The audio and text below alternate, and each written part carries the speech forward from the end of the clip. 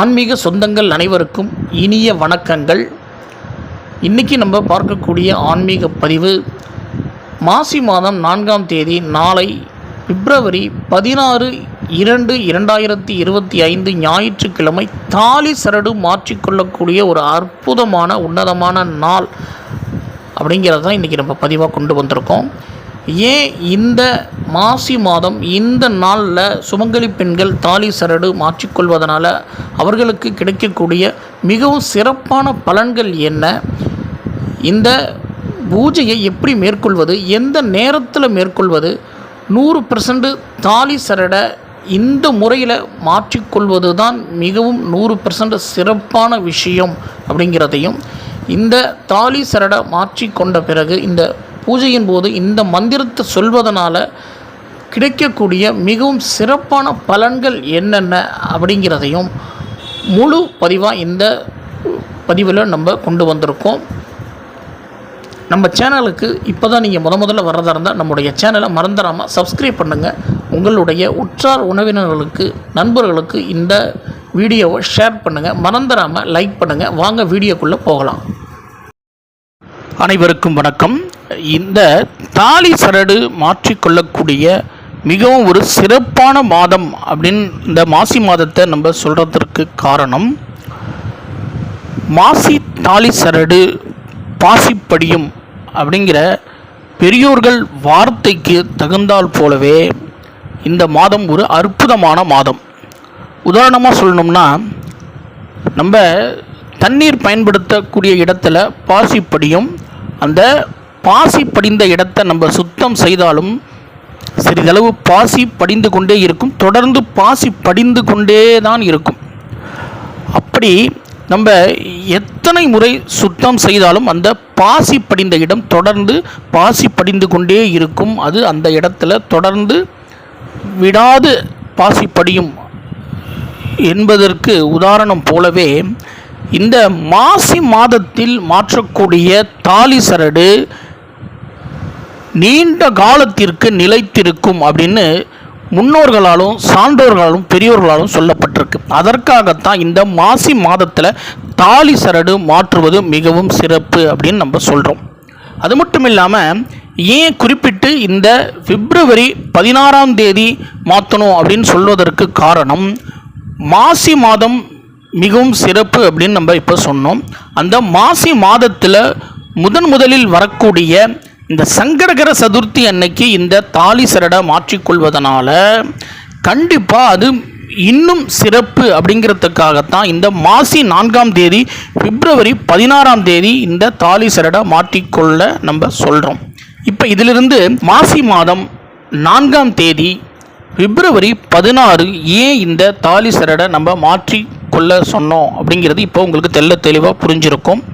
அதற்கு அடுத்தபடியாக இந்த பிப்ரவரி 16 மாசி 4ஆம் தேதி தாலி சரடை 100% சரியான முறையில் மாற்றிக்கொள்வது எப்படி அப்படிங்கிறத நம்ம இந்த வீடியோவில் சொல்கிறோம். ஏன் அப்படின்னு சொன்னால், சில சுமங்கலி பெண்கள் தெரியாமல் சில தவறுகள் செய்கிறாங்க. அதை 100% எப்படி சரியாக இந்த தாலி சரடை மாற்றிக்கொள்ளணும் அப்படிங்கிறதையும், இந்த தாலி சரடை மாற்றிக்கொள்ளும் பொழுது நம்ம இப்போ சொல்லக்கூடிய இந்த எளிய முறை பூஜையையும் செய்யணும்.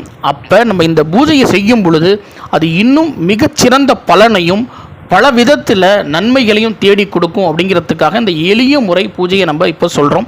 இதற்கு நீங்கள் செய்ய வேண்டியது, காலையில், அதாவது பிப்ரவரி 16ஆம் தேதி காலையில் 4:30 7 மணிக்குள்ளே ஏதாவது ஒரு டயத்தை தேர்ந்தெடுத்துக்கோங்க.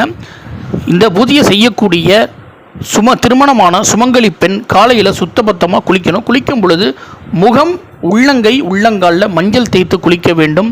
அதற்கு பிறகு வீட்டில் உள்ள பூஜை அறைக்கு வந்து சுத்தம் செய்து, பூஜை அறை சுத்தம் செய்துட்டு பழைய பூக்கள் இருந்தால் எடுத்து போட்டுட்டு புதுசாக உங்களால் முடிந்த பூக்களால் அலங்காரம் செய்துவிட்டு ஒரு வாழை இலை விரிங்க. அந்த வாழை இலையில் மஞ்சள் பிடித்து விநாயகர் வைங்க. அதாவது மஞ்சள் தூளால் விநாயகர் பிடித்து வைத்து அருகம்புல் சொருகி விநாயகருக்கு சந்தன குங்குமம் வைத்து ஒரு பொட்டு வைங்க.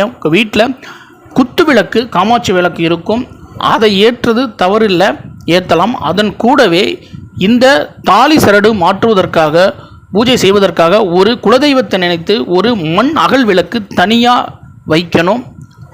அந்த மண் அகல் விளக்கில் பசுனை ஊற்றி திரி போட்டு விளக்கை ஏற்றி விடுங்க. அதற்கப்புறமா வெற்றிலை பாக்கு வாழைப்பழம் வைத்து தேங்காய் அதாவது அர்ச்சனை செய்யக்கூடிய நம்ம அந்த பொருட்களை வைக்கணும். அதற்கப்புறமா நெய்வேத்தியமாக சர்க்கரை பொங்கல் இல்லை கேசரி இல்லை பால் பாயசம் உங்களால் முடிந்த எது வேணாலும் ஒரு இனிப்பு நெய்வேத்தியத்தை வைங்க. அதற்கப்புறமா ஒரு புது மஞ்சள் கயிறில் எடுத்து அதில் மஞ்சள் முழுக்க தடவணும். மஞ்சளை நனைத்து மஞ்சள் முழுக்க தடவி அந்த மஞ்சள் தாலி சரடை தயார் செய்து வைத்து கொள்ளணும்.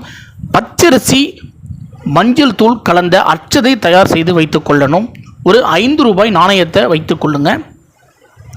அதற்கு அடுத்தபடியாக பூஜை அறையில் நீங்கள் உட்காந்து கடவுளை மனசார நினைத்து கொண்டு விநாயகர் பெருமானை நினச்சிட்டு முருகனை நினச்சிட்டு சிவன் பார்வதியை நினச்சிட்டு அதற்கப்புறமா இந்த புதுதாக வைத்திருக்கக்கூடிய மஞ்சள் தாலி கயிறை எடுத்து முதல்ல உங்களுடைய கழுத்தில் போட்டுக்குங்க.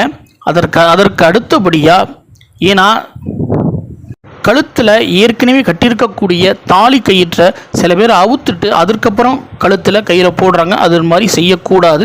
புது தாலி கயிறை உங்களுடைய கழுத்தில் போடணும். பழைய தாலி கயிறை எடுக்கிறதுக்கு முன்னாடியே இந்த புது தாலி கயிறை போடணும் மஞ்சள் தடவி. அதற்கு பிறகு உங்கள் பழைய தாலி கயிற்றில் உள்ள தாலி மாங்காய் குண்டு போன்றவைகளை முடிச்சு அவுத்து ஒவ்வொன்றா எடுக்கணும்.